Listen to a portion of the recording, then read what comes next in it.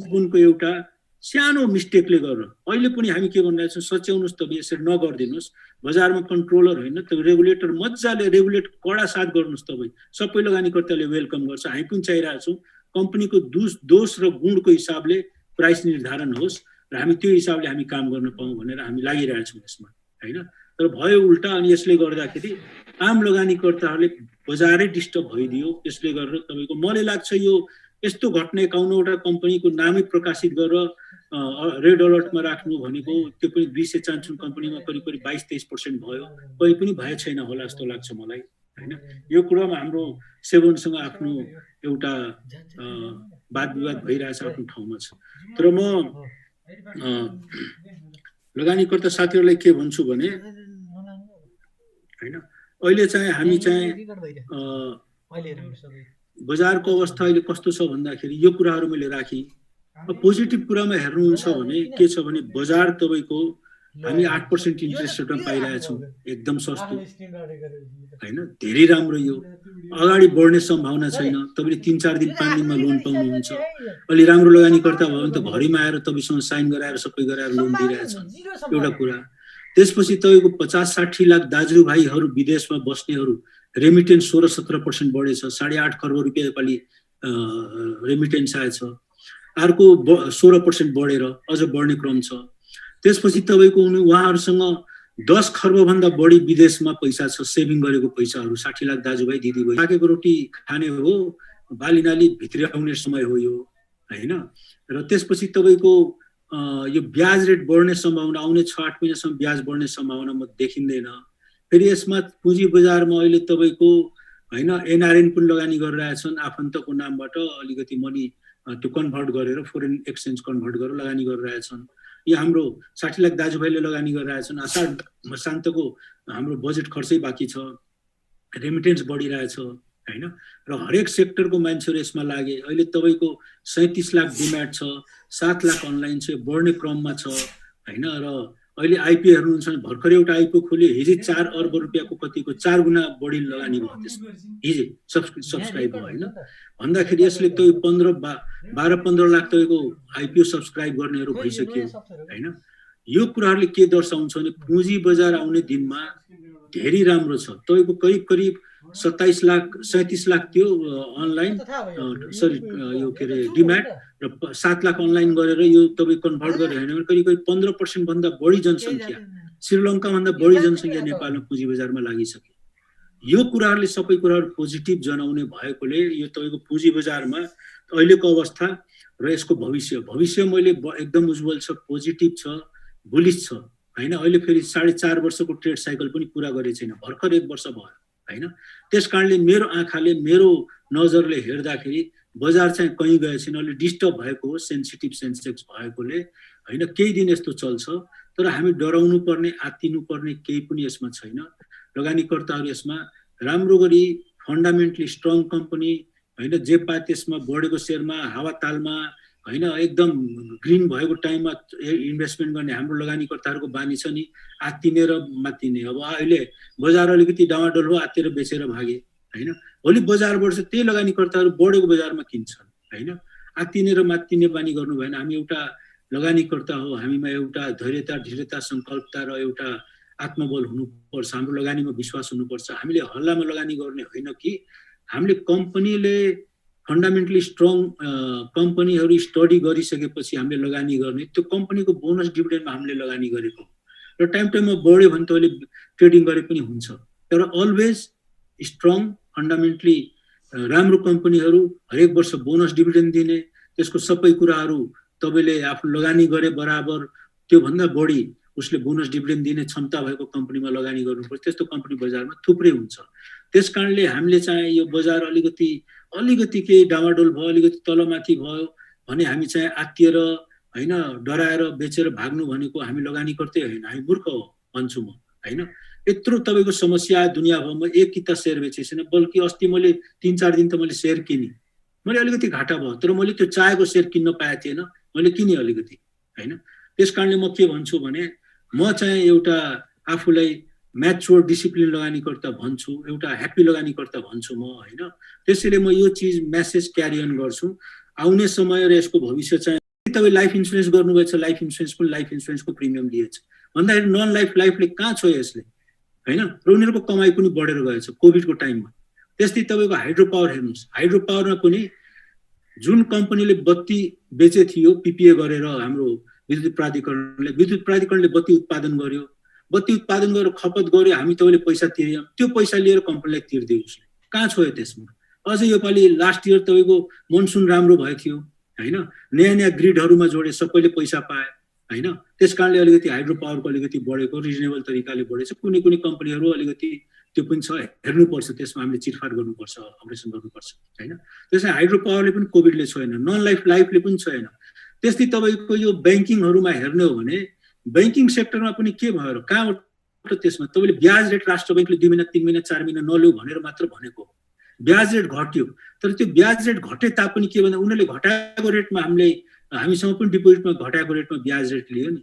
त्यसको फलस्वरूप अहिले तपाईँले हेर्नुहुन्छ भने 10 महिना जतिमा ब्याङ्कहरूले 27वटा ब्याङ्कले 55 अर्ब रुपियाँ कमाएछन्, पहिलाभन्दा बढी 16% बढी छ यो। अहिले त उनीहरूले फल दिने समय हो। माइक्रो फिनान्सको पनि त्यही छ, होइन?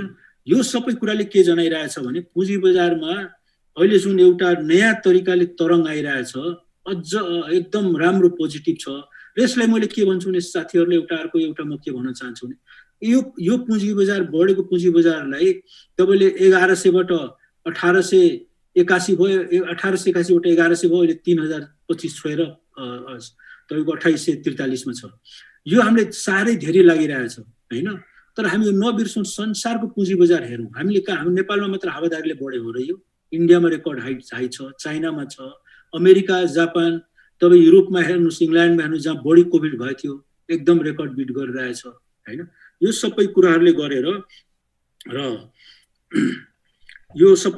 गरेर होइन, मलाई के लाग्छ भने पुँजी बजार चाहिँ एकदम स्ट्रङ छ, बलियो छ। र हामीले अहिले 1881सँग यसले कम्पेयर नगरौँ। 1881मा मुठीभर लगानीकर्ताहरू थिए, मैले भनिहालेँ। 1881 हुँदाखेरि त 8-10 हजारले मात्र अनलाइन लिए थिए, 1%ले काम गरे तपाईँको 4 करोडको काम गरेर 68 अर्ब रुपियाँ घुमेको होइन। अहिले त 60 लाख अनलाइन दिएछन्, 90% अनलाइनबाट काम भइरहेछ, 37 लाख डिम्याटमा छन्, 12-15 लाख त आइपिओ लगानी गर्छन्। भन्दाखेरि आइपिओ लगानी गर्ने सेकेन्डरी मार्केटमा पनि आउँछ नि त, होइन? त्यसको 10-15% आयो भने हरेक वर्ष राम्रो। श्रीलङ्काभन्दा बढी लगानीकर्ता हामी कहाँ भइसक्यो। यो सबै कुराले के दर्शाइरहेछ भने पुँजी बजारको भविष्य उज्जवल छ, राम्रो छ। गोल्डन इराज म आजभन्दा 6 वर्ष 7 वर्ष भन्थेँ, होइन? मलाई मान्छेहरूले जिस्काउँथ्यो गोल्डन इरा भनेर, स्वर्णयुग भनेर, होइन? त्यो बेला राष्ट्र ब्याङ्कले 2 अर्बको 8 अर्ब पुँजी गरिदियो, राइटमा अङ्कुश लाएन, अनि त्यो स्वर्णयुग चाहिँ अलिकति केही समयले पोस्टपोन भएको। अहिले स्वर्णयुग हो, होइन? लगानी गर्नको लागि। तर के भन्दाखेरि हामी यो भन्दैमा जे पाए त्यसैमा लगानी गर्न हुँदैन। हाम्रो गाढा मेहनतको खुन पसिनाको पैसा कमाइ हो। हामीले धेरै विचार गरेर धेरै राम्रो कम्पनीमा हरेक वर्ष बोनस डिभिडेन्ड दिने फन्डामेन्टली कम्पनीमा, स्ट्रङ कम्पनीमा हामी लगानी गरेछ 500 रुपियाँ, र उसले जम्मा हाम्रो 500 रुपियाँको 8% ब्याज भन्यो भने 40 रुपियाँ हाम्रो रिटर्न चाहिने। अब त्यहाँ उसले 15 रुपियाँको रिटर्न दिन्छ भने त हामी घाटामा पर्छौँ। त्यसले त्यस्तो कम्पनी भन्दा राम्रो, त्योभन्दा पनि राम्रो कम्पनीहरू फन्डामेन्टली आजभोलि त अनलाइन मिडियाहरू छ, तपाईँ कम्पेरेटिभ चार्टहरू आउँछ, होइन? त्यो कम्पेरेटिभ चार्टहरू स्टडी गरेर टप 5 टप 7 कम्पनीमा लगानी गऱ्यो भने मैले कहीँ केही लाग्दैन। फेरि अहिले मैले के लागिरहेछ भने हामी अन्डरसुट के गर्नु पर्यो, माइक्रो फिनान्समा राइट दिने सम्भावना धेरै छ अब, किनभने त्यहाँ उनीहरूले पुँजी पुगिरहेको छैन। कि मर्जमा जानु पर्यो कि राइटमा दिनु पर्यो भन्ने कुरा छ। त्यस्तै तपाईँको अहिले नन लाइफ धेरै भएकोले उनीहरू 20वटा नन लाइफ भयो, 19-20 वटा लाइफ भयो, 2टा रिइन्सुरेन्स भयो, यो धेरै भयो। नेपाल जस्तो सानो कन्ट्रीमा मर्जमा पनि जान्छन् र यिनीहरूले राइट दिनुपर्ने अवस्था। 1 अरब 3 अरब भनेको, 1 अरब 2 अरब भनेको केही पनि होइन। तपाईँको शिखर इन्सुरेन्सले हेराइहाल्यो, आइजीले हेराइहाल्यो, युनाइटेड इन्सुरेन्स हेराइहाल्यो, अहिले राइट नदिकन हुँदैन भनेर सबै राइट दिने तर्खरमा छन्। हिमा समितिले कुन दिन यसको पुँजी बढाउला, त्यो कुराले लाइफको कुन चाहिँ छ। यो सबै कुराले के दर्शाइरहेछ भने हामी पुँजी बजारको आउने भविष्य एकदम राम्रो छ, होइन? र हामी चाहिँ डराउन हुँदैन, हाम्रो लगानी हो, होइन? हामी चाहिँ मेहनतका साथ बुझेर केयरकार गरेर सबै कुराहरू केलाएर मात्र लगानी गर्ने हो। म त्यही अपिल गर्छु। पुँजी बजारको भविष्य उज्जवल म देखिरहेको छु मेरो आँखाले। मेरो आफ्नो लगानी टन्न लगाएको छु, ब्याङ्कबाट पनि मेरो लोन छ, मेरो आफ्नो लगानी पनि छ, र मैले यो 3025 बाट 2843 हुँदाखेरि एक किता पनि सेयर बेचे छैन। हाम्रो धितोपत्रको 51वटा लिस्ट जुन निकाल्नुभयो रेड अलर्टमा, एउटा चाहिँ पैसा लिएर लगानी गर्छु भनेर बसिराखेको मान्छेहरू वेट एन्ड वाचमा बस्दिए, लगानी आएन। दोस्रो चाहिँ सानो तिनो लगानीकर्ता, नयाँ लगानीकर्ता डराएर आफ्नो भएको सेयर आत्तिएर मेरो भएको पैसा पनि गुम्छ भन्ने डराएर स्वाभाविक हो त्यो बेचे हैन, आत्तिए तिनीहरू। र तेस्रो कुरा के हो भने यो प्रफिट बुक गर्नेहरू, ट्रेडर्सहरू अनि चलाक त्यो जुन छन् यो लगानीको गर्ने साथीहरू हैन, जुन खाली हैन बजारलाई एक्सप्लोइट गर्ने साथीहरू छन्। यो ट्रेडिङ गरे त्यो नराम्रो भन्दैन म, तर अलिकति नराम्रो तरिकाले पनि गर्नेहरू छन् हैन, उहाँहरूले चाहिँ आफ्नो प्रफिट बुक गरे। यो कारणले बजार अलिकति त्यो भएको हो, त्यसकारणले आत्तिनु पर्दैन जस्तो लाग्छ मलाई।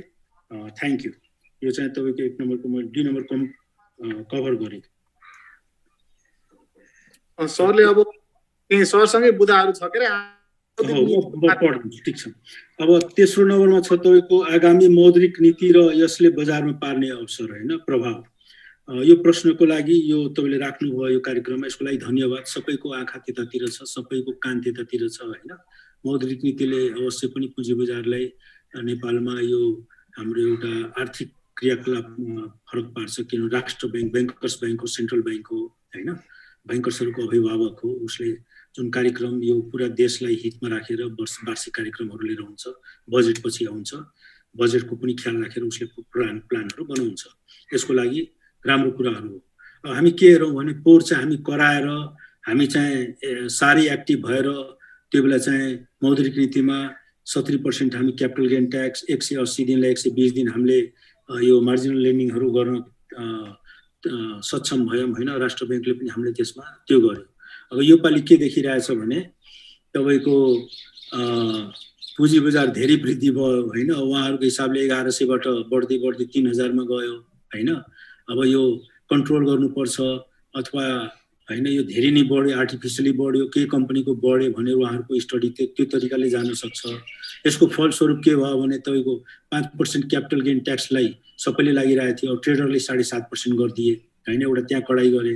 दोस्रोमा तपाईँको यो सेबोनले चाहिँ बजार बढ्यो भनेर 51वटाको लिस्ट निकालिदियो। तेस्रो मार्जिन लेन्डिङमा केही आउन सक्छ भने सबैको एजम्सन एउटा त्यो फिलिङ छ होइन। म के भन्छु भने हामीले के हेर्नुपर्छ भने ल अब हाम्रो मार्जिनल लेन्डिङ 5% घटाइदेलान्, 70 को 65 गरिदेलान्, एउटा सानो तिनो अरू चसक्क छुइदेलान्। तर उहाँहरूले पनि थाहा छ कि पुँजी बजारले धेरै छुन हुँदैन, सेन्सिटिभ हो पुँजी बजार। अहिले तपाईँको अहिले त 39.5 खर्बको मार्केट लिइसक्यो। यो भनेको हाम्रो बजेट भन्दा 2.5 गुणा र जुन एउटा जिडिपी कुल ग्रास उत्पादन छ त्यसको लगभग पुग्न लागिसकेछ होइन, कमै छ, करिब 85% छ होइन। अरू देशमा त 150% सम्म छ अमेरिकामा होइन। त्यसकारणले यो एकदम राम्रो हो, हाम्रो एकदम राम्रो ह्यान्डसम भएर आइरहेछ होइन। यो कुराले गर्दा यो पुँजी बजारले देशको अर्थतन्त्रको ऐना होइन, स्पाइनल कर्ड, मेरुदण्डको रूप लिइसकेछ। यसलाई धेरै छिडखानी गर्न हुँदैन कि जस्तो लाग्छ होइन। सेपअप सानो तिनो गर्लान्, त्यसबाट हामी आत्तिनु हुँदैन। किनभने मैले माथि नै तपाईँहरूलाई भने होइन, यो कारणले गर्दा पुँजी बजारमा डराउनु पर्दैन। त्यस कारणले मोनेटरी पोलिसी केही आइहाल्यो भने आत्तिएर तपाईँले आफ्नो सेयरहरू नबेच्नु होला। पस्ताएर बेचेर भाग्छन्। जस्तै मार्जिनल लेन्डिङ ल 60 को 70 को 65 नै गरिदेला रे होइन। गरे पनि जसले अलरेडी लोन लिएछन् तिनीहरूले यो लागू हुँदैन, तिनीहरूले रिन्यू गर्यो भने मात्र लागू हुन्छ। नयाँ लोन लिनेलाई यो बढेको रेटमा 5% कम भयो भने पनि हामीले त्यो पुरानो रेटमा त्यहाँ तपाईँको मार्जिनल लेन्डिङ लिएछौँ, त्यही सेयर फुक्का गरेर अहिलेभन्दा बढी हामीले पाउँछौँ। यो कुराहरू पनि विचार गर्नुहोस् तपाईँहरूले होइन। त्यस कारणले मैले के देख्छु भने प्र्याक्टिकली हामीले आफूलाई राम्रो गरेर म्याच्योर तरिकाले डिसिजन लिने हो भने पुँजी बजारले पनि मेजर इफेक्ट पार्दैन। हो कहाँ इफेक्ट पार्छ भने यो जुन ट्रेडर्सहरू छन् होइन, जसले 10% घट्यो 20% घट्नु पर्ने स्यालहरू छन् होइन बजारमा, नामीले मतलब रिस पनि उठ्छ होइन। स्यालहरू छन्, बजारले घटाएर तबै हाम्रो लगानी लुटेर लिने खालको मान्छेहरू बजारमा छन्। नेगेटिभ हल्ला प्रचार गर्न मिडियाहरू पनि उहाँहरूसँग 1-2वटा अनलाइनहरू छ होइन। त्यसमा ट्रेडर्सहरू मात्र केही राम्रो लगानीकर्ताहरू पनि यसमा लागेछन् होइन। आफूले किन्यो भने बजार उचाल्नुपर्छ, खुब राम्रो कम्पनीको गुणगान गर्ने, कहाँ खोजी कम्पनीको नभएको कुराहरू पनि पोजिटिभ कुरा राखिदिने, त्यही आफूले बेचिसक्यो त्यो कम्पनीको खेतो खन्ने होइन। नेगेटिभ कुराहरू यहाँसम्म कि 2 वर्ष पुरानो नेगेटिभ युज छ भने त्यो डेट चेन्ज गरेर यहाँ कति मिडिया मैले समाटेछु प्रचार गर्छन् होइन। त्यस कारणले म तपाईहरुको यो एउटा राम्रो जुन छ साथीहरु हैन, यसमा सेक्टरहरु जस्तै हिमालयन डिस्टिलरी छ, शिवम छ हैन, ट्रेडिङहरु छ, अलिकति यस्तैमा मिलाएर आफ्नो गच्छे अनुसार लगानी गर्ने हो। यसमा म के भन्छु भने हामी चाहिँ म एकछिन चस्मा लाउँ है, मेरो अलिकति यसमा के भने फन्डामेन्टली स्ट्रङ कम्पनीहरुमा मात्र हामीले पोर्टफोलियो गरेर लगानी गर्नुपर्छ।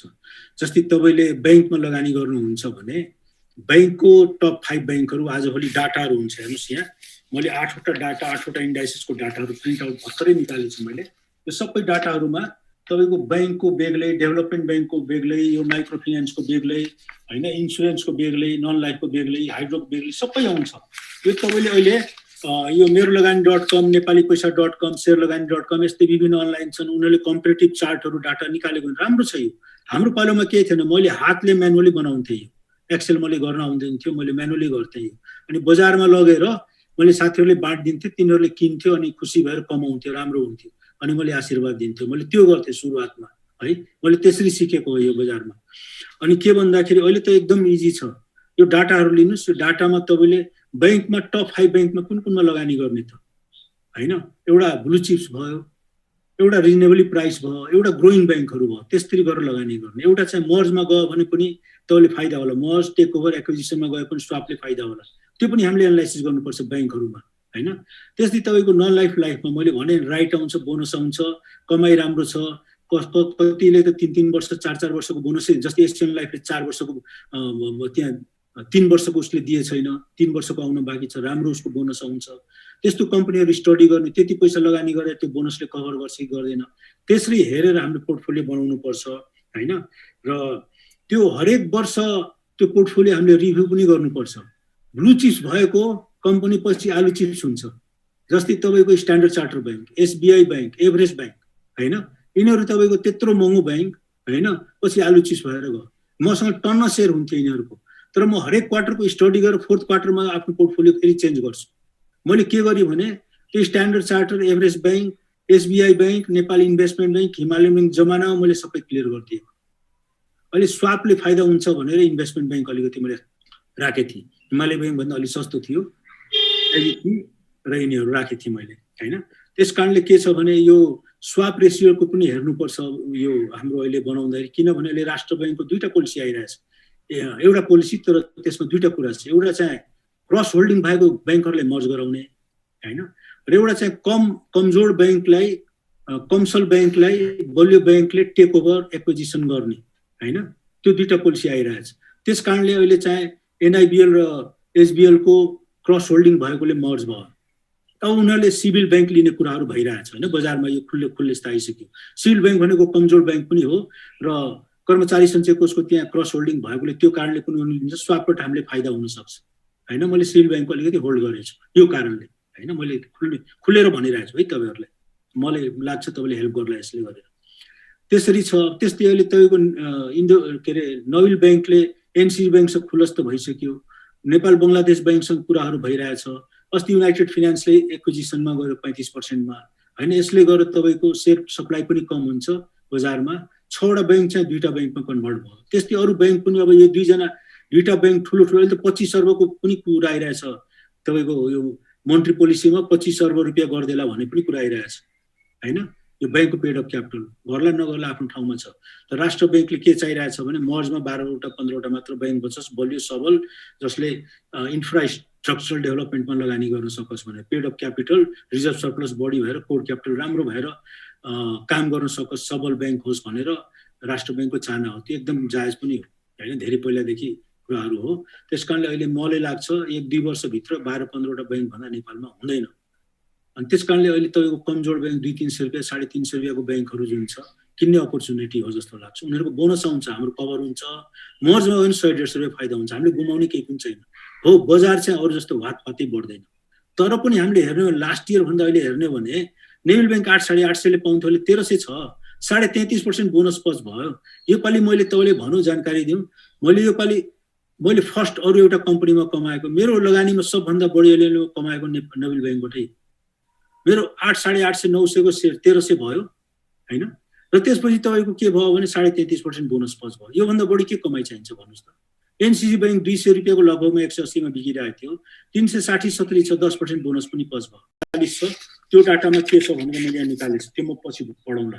यो डाटा पनि मैले निकालेको छु तपाईँहरूलाई, यो कसैले हेराउँदैन, म तपाईँलाई हेराउँछु यसमा है। र के छ भने मैले हेरिराखेको के भन्दाखेरि बैंकमा पनि तपाईँको मनोज्ञ कमाइ, मैले त बैंकमा राम्रो कमाइ, यो अहिले बजार नबढ्ने भन्छन्, मैले राम्रो कमाएको छु। हो हामीले त्यो भनेर के गर्ने हो, 200 को 800 600 भए छैन, 200 को 300 बोनस पक्कै भएछ हैन। त्यसकारणले बैंक एउटा राम्रो सेक्टर हो। डेभलपमेन्ट बैंक पनि अलिअलि तपाईँले सेक्टर मिलाएर लगानी गरे त डेभलपमेन्ट बैंकमा त राम्रो गरी बढ्यो नि त हैन। त्यस्तै माइक्रो फाइनान्समा तपाईँले अलिकति सेक्टर मिलाएर पोर्टफोलियो मिलाएर लगानी गरे भए तपाईँको राम्रो लगानी हुन्थ्यो हैन। त्यसपछि नन लाइफ अहिले त नन लाइफ लाइफको धेरै प्राइस कम हो। 1881 हुँदाखेरि कहाँको कहाँ प्राइस थियो, अहिले धेरै कम छ हैन। एनएलआइसी नि तपाईँको 4020 रुपियाँ थियो, अहिले 2000 को लगभगमा पाइरहेछ। एनएलआइसी 3580 रुपियाँ थियो, अहिले 1200 मा पाइरहेछ। नेपालीको बोनस डिभिडेन्ड पनि छ, रेट अफ क्यापिटल पनि कम छ, पुँजी पनि वृद्धि हुन्छ। त्यसकारणले लगानी गर्ने अवसरमा देखिरहेछु हैन। त्यसकारणले तपाईँ हामीले चाहिँ यो पोर्टफोलियो बनाएर लगानी गर्यो भने हाइड्रोमा अलिकति लगानी गरेको भए हैन। होटल बन्द छ, अब होटल बन्द गरे अनुसार प्राइस घटेको थियो, अब खोल्ने अवस्था आउन लाग्यो, त्यसले होटलको पनि भाउ बढ्यो हैन। होटलको त सम्पत्ति टन्न छ, उनीहरू त डुब्ने कम्पनी पनि छैन, जम्मा 3वटा होटल हो, 3टैको आफ्नो सम्पत्ति टन्न छ त्यहाँ। सोल्टीको त अब कर्पोरेट सिस्टम भएको नेपालमा एकदम राम्रो कर्पोरेट सिस्टम, पैसाको हिसाब गरेर उसले ट्याक्स तिर्ने र लगानीकर्ताले बोनस डिभिडेन्ड दिने कम्पनी हो। रेडिसनको पनि टन्न सम्पत्ति। अहिले तपाईँ रेडिसन जानुभएछ भने त्यहाँ दायाँ बायाँ उसले यो हस्पिटालिटी पार्टी गर्ने यो गर्ने ठुलो बनाइसक्यो उसले, एकदम ठुलो। यो कोभिडको टाइममा उनीहरू ठुलो विकास गरेछन् भित्रै। सोल्टी पनि मेरो घरको ठ्याक्कै अगाडि हो, म त दिनरात जान्छु त्यहाँ हैन। त्यहाँ तपाईँको भयङ्कर ठुलो उनीहरूले बनाइरहेछन् भित्रै। यो कुराले गरेर लगानी गर्ने अवसर हो यो हैन। अब यसमा चाहिँ म के भन्छु भने तपाईँ लगानी गर्ने टिप्समा म आफ्नो पर्सनल जुन म टिप्स म गरिरहेको छु, जुन म आफै लगानी गरिरहेको छु, त्यो भाइहरूलाई म दिन चाहन्छु। किनभने यसले गर्दा तपाईँहरूलाई फाइदा भयो भने आई विल बी ह्याप्पी हैन। तपाईँले थ्याङ्क यू भन्नुहुन्छ होला हैन। त्यसकारणले मेरो स्वार्थ त्यति हो हैन। कहिले भेट्यो भने अथवा कहिले नामले कहीँ भयो भने तपाईँले कहीँ मञ्चमा हैन एक शब्द थ्याङ्क यू भन्नुहुन्छ, त्यति मेरो आशा हो है। मैले के गरेछु भने तपाईँको मेरो लगानीको टोटल हैन, मैले एउटा पोर्टफोलियो बनाएर लगानी गरिरहेको छु र मैले त्यसमा ट्रेडिङ पनि गर्छु र म medium long term value investment with compounding returns पनि गर्छु हैन। त्यसमा तपाईँले एउटा सपोज भनौँ है, यो सानो लगानीकर्ता ठुलो लगानीकर्ता माइन्ड नगर्नु होला। यसमा 1 करोड रुपियाँ हामी सपोज लिउँ, हामीसँग 1 करोड रुपियाँ पुँजी छ सपोज हैन। त्यो कसरी लगानी गर्ने, कसरी पोर्टफोलियो बनाउने हैन। त्यसमा म तपाईँहरूले के भन्छु भने त्यसको 60 लाख रुपियाँ तपाईँहरूले medium long term value investment with compounding रिटर्न्समा लगानी गर्नुहोस्।